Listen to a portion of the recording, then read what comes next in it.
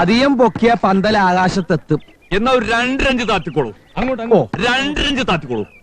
എനിക്കൊരു സംശയം, പന്തലിന് വലിപ്പം പോരത് നേരാ. രാധയുടെ നിശ്ചയത്തിന് നാട്ടുകാർ മുഴുവൻ വരുന്ന ഉറപ്പാ. പാതി വരെ വെയിൽത്തിരുന്ന് ശരിയല്ലല്ലോ. ഇതുപോലെ ഒന്നും കൂടി സംഘടിപ്പിച്ച വടക്കേ മുറ്റം കൂടി തണുപ്പിക്കാം. വടക്കേ മുറ്റം മാത്രമല്ല, നടവഴി വരെ നമ്മളാണ് തണുപ്പിക്കും. ഇതുപോലെ 2 കൂടി വരുന്നുണ്ട്. നല്ല നീ വേഗം ജീപ്പ് ഇറക്കി അതും കൂടി എടുത്തോണ്ട് പോവാ. ജീപ്പ് ഇറക്കാനൊന്നുമില്ല, ഇറക്കത്തിൽ നിർത്തിയിട്ടാ വന്നത്. ഒന്ന് തള്ളി തന്ന അപ്പ സ്റ്റാർട്ടാവും. ഞാൻ തള്ളിത്തരാടോ. ഒരു അധികാരി തള്ളി എന്താ ജീപ്പ് സ്റ്റാർട്ട് ആവില്ലേ? സ്റ്റാർട്ട് ആവും. എന്നെ അധികാരിപ്പടിയിൽ ഇറക്കുക. നിശ്ചയാമ്പളി ഞങ്ങൾ എത്തും. ചെക്കന്റെ ആൾക്കാർ ഇങ്ങ് എത്തുന്നതിന് മുമ്പ് അധികാരി എത്തണം. എത്തും എന്ന മാഷോടൊന്ന് പറഞ്ഞിട്ട് പോവാം. മാഷേ, മാഷ് രാവിലെ തന്നെ വീണ്ടും കിടന്നു. അച്ഛൻ കിടക്കല്ല, ഇരിക്കുക. അത് മനസ്സിലായി. ഇരുന്നുറങ്ങിയാലും കിടന്നുറങ്ങിയെന്നാ വിവരമുള്ളവര് പറയാ. ആരായി ഇരുന്നുറങ്ങണമെന്ന് അറിയോ ദിനകരന്? അധികാരിക്ക് എന്താ തലയ്ക്ക് വല്ല അസുഖമുണ്ടോ? അതെന്റെ അച്ഛനല്ലേ. ഇനി അച്ഛനല്ല എന്ന് പറയാൻ പോവാ? ഏയ്, സത്യം പറഞ്ഞ അച്ഛൻ തന്നെയാ. എന്നാലും ഒരു അച്ഛാന്ന് വിളിച്ചാ പോരാ, കോടാനുകൂടി അച്ഛാന്ന് വിളിക്കണം. അത്രയും സത്യസന്ധനും നീതിമാനും ധർമ്മിഷ്ഠനുമായ ഒരു അച്ഛനായത്. കുളി കഴിഞ്ഞ് ചന്ദ്രപ്പൊട്ടും തൊട്ടുള്ള ഇരിപ്പ് കണ്ടില്ലേ? ഈ നേരത്തെ യാത്ര പറഞ്ഞ മാഷെ ഞാൻ ഉപദ്രവിക്കുന്നില്ല. പോയിട്ട് വരാം.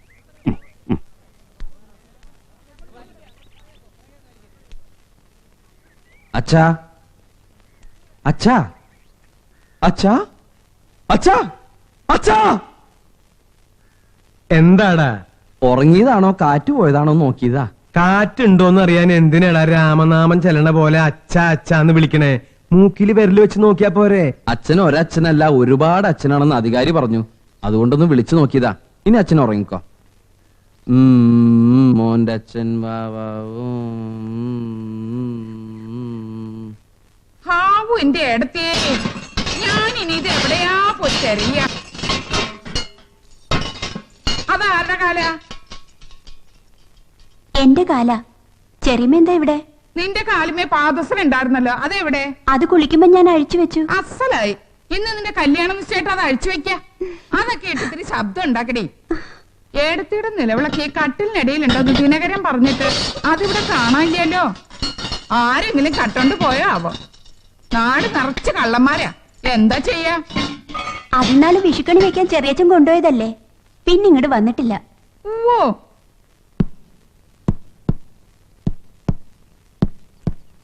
ഞാൻ ഇനി എവിടെയാ പോയി തെരയ എന്റെ ഈശ്വര? ഒരിടത്തും കാണാനില്ലല്ലോ. കണി വെക്കാൻ എടുത്തോണ്ട് പോയ ഏടത്തിയുടെ നിലവിളക്ക് നിങ്ങൾ എവിടെയാ കൊണ്ടുവച്ചത്? കിട്ടി എന്റെ കൃഷ്ണ. ഞാനിത് തെരയാത്ത സ്ഥലമില്ല. മാഷിന്റെ അതേ ഏടത്തേക്ക് വിളക്ക് വെക്കാൻ പോവാ. എന്തിനാ ഇങ്ങനെ ഓടിക്കതച്ച് സോപ്പ് പതിപ്പിക്കണത്? താടി പിടിക്കല്ലേ? രാത്രി ചാർജൊന്നും അല്ലല്ലോ. വിളക്ക് കിട്ടിയടാ. ഇത്തിരി പുളിയും എണ്ണയിലിട്ട് ഒരു പിടി പിടിച്ച ഏട്ടത്തിന്റെ കളർ വെക്കും. തിളങ്ങും. ഇത്തിരി മഞ്ഞളും മസാലപ്പൊടിയും ചേർത്ത് കടുകും കൂടി വറുത്തിട്ട് ഏടത്തിയുടെ വാസനയും കിട്ടും. ഈ വീട്ടിൽ എത്ര വിളക്കുണ്ട്, ഇത് തന്നെ അങ്ങോട്ട് കത്തിച്ചു വെക്കുന്നത് ഇവൾക്ക് എന്താ അത്ര നിർബന്ധം? ശരിയായിട്ട് ഇത് തന്നെ കത്തിക്കണമെന്ന് എനിക്ക് നിർബന്ധ. എനിക്ക് മാത്രല്ല, ഏട്ടത്തിക്ക് നിർബന്ധ. അച്ഛൻ ചെറിയൊരു മയക്കത്തിലാ. അയ്യോ, ഒന്നുമില്ല, ഉറങ്ങുക. ഇന്നലെ രാത്രി ഒരു 5 മിനിറ്റ് പോലും അച്ഛൻ ഉറങ്ങിണ്ടാവില്ല. ഉറങ്ങൂല്ല. ഇന്ന് നിശ്ചയം കഴിഞ്ഞ് കല്യാണം കഴിയണ വരെ നിന്റെ അച്ഛൻ ഉറങ്ങൂല്ല, ഉറക്കം വരൂല്ല. മാധവൻ തട്ടാന്റെ അടുത്ത് രാധയ്ക്ക് ഒരു കമ്മല് പണിയാൻ കൊടുത്തിട്ടുണ്ട്. ഞാനത് വാങ്ങിയിട്ട് ഇപ്പൊ തന്നെ ഇങ്ങോട്ട് വരാം. എത്ര പവന്റെയാ കമ്മല്? 2 പവന് 1/2 പവൻ കുറയും. എന്ന് വെച്ചാ 1.5 പവൻ. എന്നാ പിന്നെ 6 പവന് 4.5 പവൻ കുറയുമെന്ന് പറഞ്ഞോള്. കേൾക്കുമ്പോ ഒരു അന്തസ്സുണ്ടാവില്ലോ. പൊന്നിന്റെ കാര്യമാവുമ്പോ ഇത്തിരി കൂട്ടി പറയണേലും ഒരു തെറ്റുമില്ല. ഏടത്തിയുടെ നിശ്ചയത്തിനും ഇതുപോലെ അച്ഛൻ എന്നൊരു കമ്മല് പണിതു. അതും 2 പവന് 1/2 പവൻ കുറവായിരുന്നു. വിഷമം വന്നപ്പോ ഓരോന്ന് പോയ കൂട്ടത്തില് ആ കമ്മലും തുമ്പശ്ശേരിക്കുറിപ്പ് കൊണ്ടുപോയി. പോലീസ് വേഷം കെട്ടി താടിയും പിടിച്ച് നിക്കാൻ നല്ലാണ്ട് ആ തുമ്പശ്ശേരിക്കുറിപ്പിനെ തളയ്ക്കാൻ നിങ്ങളെ കൊണ്ടൊന്നും കഴിയണില്ലല്ലോ. ഇവിടെ ഓരോ വിശേഷം വരുമ്പോഴും മനസ്സിൽ വരണത് ആ ദുഷ്ടന്റെ മുഖം. കണ്ണടച്ചിരുട്ടാക്കിയാലും ആ മുഖം പോവില്ല. ഇങ്ങനെ തുറച്ചു നോക്കും.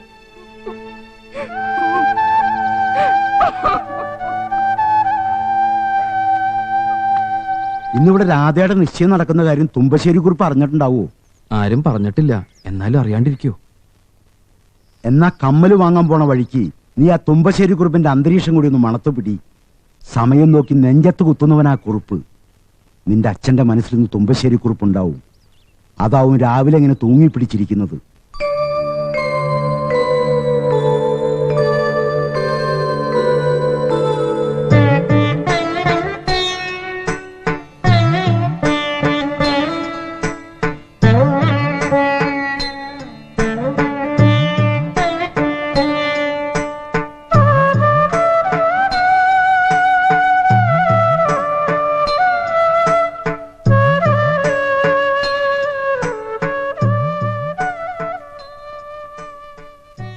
എപ്പോഴും ഉറങ്ങിയ ജീവിതം വല്ല കള്ളന്മാരും എടുത്തോണ്ട് പോവില്ല ഈശ്വര. ഏയ് ഉറങ്ങാന്ന് ആരാ പറഞ്ഞത്? ഞാൻ ഇങ്ങനെ ഓരോ കാര്യങ്ങളും മനസ്സിലിട്ട് ഇങ്ങനെ, അതിനിടയ്ക്ക് നീ എവിടെയാ പോയത്? എനിക്ക് എന്റെ കുട്ടിക്ക് വേണ്ടി ഇന്നിത്തിരി പ്രാർത്ഥിക്കാതെ വയ്യേ. മാഷുക്ക് വേണ്ടി പെറുക്കിയതാ. നല്ല വാസനയുണ്ട്.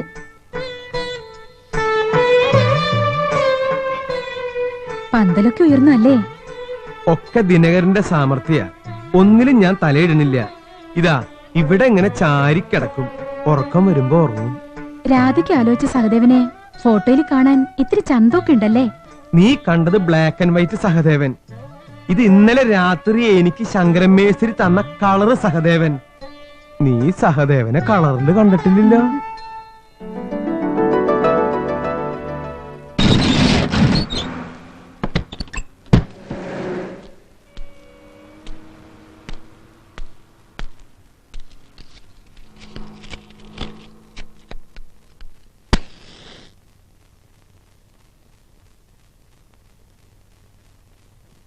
കൃഷ്ണ, 11 വർഷമായി നമ്മൾ തുറക്കുകയും അടക്കുകയും ചെയ്യുന്ന എന്റെ സ്പെയർ പാർട്സ് കടയുടെ ഷട്ടറാണ് ഞാനിപ്പോൾ ഉയർത്തിയത്. ഇന്ന് എന്റെ ദാമ്പത്യ ജീവിതത്തിന്റെ ഷട്ടറും ഉയർത്തുന്ന ദിവസമാണ്. സത്യസന്ധതയ്ക്ക് പ്രസിഡന്റിന്റെ സ്വർണ്ണ മെഡൽ വാങ്ങിയ നാരായണൻ മാഷിയുടെ മകൾ രാധ ഇന്ന് എന്റെ ജീവിതത്തിലേക്ക് നിന്റെ സമ്മതത്തോടെ കടന്നു വരികയാണ്. നീ ഞങ്ങളെ സത്യസന്ധമായി ഒന്ന് അനുഗ്രഹിക്കണം. വന്ന് എനിക്ക് ഈശ്വരന്മാരിലൊന്നും വിശ്വാസമില്ല. അതുകൊണ്ടാണ് ഇങ്ങനെ തറപ്പിച്ച് പറയുന്നത്. നിനക്കൊന്നും തോന്നരുത്. 1 കിലോ വെളിച്ചെണ്ണ 2 കിട്ട് പപ്പടോ. എന്താ പേര്? ചാരുക്കുട്ടി. എന്നാ രാരുക്കുട്ടി, ഇവിടെ വാഹനങ്ങൾക്ക് പറ്റുന്ന വെളിച്ചെണ്ണയുണ്ട്. അത് വേണമെങ്കിൽ ഒരു 5-6 കിലോ തരാം. പിന്നെ പപ്പടം, ഞാനിവിടെ ഇത്തരം പപ്പടം മാത്രമേ വിൽക്കാറുള്ളൂ. ഇതൊരു കെട്ടിന് 19,000 രൂപ വരും. അല്ല, നാടൻ പപ്പടം കിട്ടില്ലേ? നാടൻ പപ്പടം സ്പെയർ പാർട്ടായി ഉപയോഗിക്കുന്ന വാഹനങ്ങൾ ഇക്കാലം വരെ ഭൂമിയിൽ ഇറങ്ങിയിട്ടില്ല. ഇനി ഇറങ്ങാനും പോകുന്നില്ല. ഇല്ലെങ്കിൽ ഇല്ലെന്ന് പറഞ്ഞു പോരെ. ചൂടാവണോ? എനിക്കിത് ഇത്തിരി ചൂടുള്ള ദിവസം, ഞാൻ ചൂടാവും. മുമ്പ് വന്ന ആലോചനകളൊക്കെ ആ തുമ്പശ്ശേരി കുറുപ്പ് കലക്കിയപ്പോ രാധയുടെ കാര്യത്തില് എന്തൊരു പേടിയായിരുന്നു നമുക്ക്. ഇവന് പണ്ട് മുതലേ രാധയെ ഇഷ്ടായിരുന്നു ശങ്കരമേശ്വരി പറഞ്ഞപ്പോഴല്ലേ ഞാൻ തന്നെ അറിയണത്. സ്നേഹിച്ച പെണ്ണിനെ കല്യാണം കഴിക്കാൻ സാധിച്ചല്ലോ എന്നുള്ള സന്തോഷം കൊണ്ട് ഫോട്ടോ എടുത്തപ്പോ കരഞ്ഞു.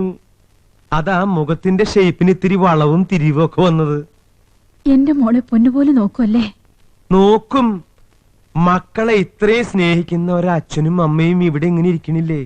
അവന് നമ്മുടെ മോളെ പൊന്നുപോലെ നോക്കാതിരിക്കാൻ കഴിയൂ? എന്താടി?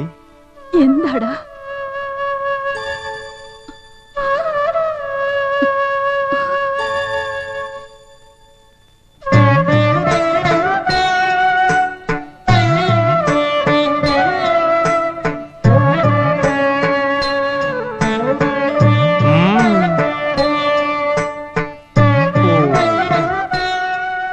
ഇവളെന്താ ഈ കഥകളി ആടണേ?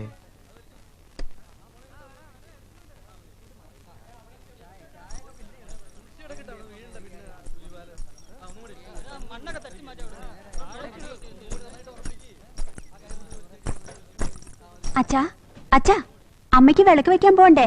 ദാമോളെ വിളക്ക് കിട്ടിയോ ചെറിയമ്മേ? കിട്ടി. എടുത്ത് എന്ത് വിശേഷം ഉണ്ടെങ്കിലും ഈ വിളക്കല്ലേ മാഷ കത്തിക്കാറ്. ഇന്ന് ഇത് തന്നെ കത്തിച്ചാ മതി. എവിടെ? എന്താ അച്ഛാ? മാഷക്ക് എന്താ വയ്യേ? അല്ല, അമ്മണി ഇപ്പോ ഇവിടെ വന്നിരുന്നു. എന്റെ അടുത്തേ മാഷ എടുത്ത് കണ്ടു. മാഷ എടുത്ത് കണ്ടു. എപ്പോ? ഇപ്പോ. അച്ഛാ പതുക്കെ. ആ പണിക്കര് പോക്കോ, പോയി പന്തല് കെട്ടിക്കോ. പഴയ കാര്യങ്ങളെ ഓർമ്മിപ്പിക്കുന്ന ഒന്നും ഈ ദിവസം ചെയ്യരുതെന്ന് ഞാൻ എല്ലാവരോടും പറഞ്ഞതാ. അത് കേൾക്കാതെ നീ ആ വിളക്കെടുത്ത് നിറം വെപ്പിക്കണ കണ്ടപ്പോഴേ ഇന്നിവിടെ അമ്മണിയെടുത്തി വരുമെന്ന് ഞാൻ ഉറപ്പിച്ചതാ. ഏടത്തിയെ ദഹിപ്പിച്ചെടുത്ത് വിളക്ക് വെച്ച് അനുഗ്രഹം വാങ്ങാൻ പോവാ എന്റെ കുട്ടി. അതറിഞ്ഞ പോലെ ഏടത്തി വന്നില്ലേ? ഇതിലപ്പുറം ഒരു ഭാഗ്യം എന്താ എന്റെ കുട്ടിക്ക് വേണ്ടത്? മരിച്ച് സ്വർഗത്തിൽ കിടക്കണ നിന്റെ ഏടത്തി ഇവിടെ കല്യാണ നിശ്ചയം അറിഞ്ഞ് ഓടി പിടിച്ചു വരുമല്ലേ. ഇവിടെ ഭൂമിയിലുള്ളവർക്ക് തന്നെ സമയത്തിന് വണ്ടിയും ബസ്സും കിട്ടണില്ല, പിന്നെ മരിച്ചോർക്ക്. അമ്മയുടെ കണ്ണാടിയിലും നോക്കിയാ ഞാൻ കണ്ണെഴുതിയെന്ന് അമ്മ അച്ഛനോട് ഇപ്പൊ പറഞ്ഞു ഇത്രേ. അച്ഛനാണെങ്കി ആ മുറിയിൽ വന്നിട്ടുമില്ല. ഓ, ഏടത്തി എനിക്കൊന്നും കാണാൻ സാധിച്ചില്ലല്ലോ. ഒരു വിശേഷം ചോദിക്കാനും പറ്റിയില്ല. ഇത്രയിടം വന്നിട്ട് എന്റെ മുന്നിലൊന്ന് വരാണ്ട് പോയല്ലോ. ഏടത്തി തടി വെച്ചിട്ടുണ്ടോ മാഷേ? മരിച്ച് ഭസ്മായി തിരുനെല്ലി കൊണ്ട് ഒഴുകിയിട്ട് കൊല്ലൊരുപാടായി. ആ ആളപ്പൊ തടി വെച്ചിട്ടുണ്ടോന്ന്. വയസ്സുകാലത്ത് തലയ്ക്ക് ചൂട് പിടിക്കുമ്പോ ഏത് മാഷ്ക്കും ഇതൊക്കെ തോന്നും. അമ്മണിയടുത്ത് കൈയും വീശി വന്നതേ ഉള്ളൂ. വരുമ്പോ തനിക്കൊന്നും കൊണ്ടുവന്നില്ലേ? അവൾ ഇത്തിരി പൂ കൊണ്ട് തന്നു. അത് നന്നായി. മരിച്ചാലെന്താ, അമ്മണിയടുത്തേക്ക് സ്വർഗത്തിൽ ഇപ്പൊ പൂക്കച്ചോടുണ്ടല്ലോ, റേഷൻ വാങ്ങാൻ ബുദ്ധിമുട്ടുണ്ടാവില്ല. ചെറിയച്ച, നമ്മുടെ പറമ്പിലേക്കുള്ള വഴിയിൽ കുറുപ്പന്മാര് വേലി കെട്ടിപ്പൊക്കി. കമ്മൽ വാങ്ങിക്കാൻ പോയി ദിനകരേട്ടൻ കുറുപ്പന്മാരായിട്ട് ഒട്ടക്കി നിൽക്കുക. ഇപ്പൊ അടി പൊട്ടും. അടിപൊട്ടെ.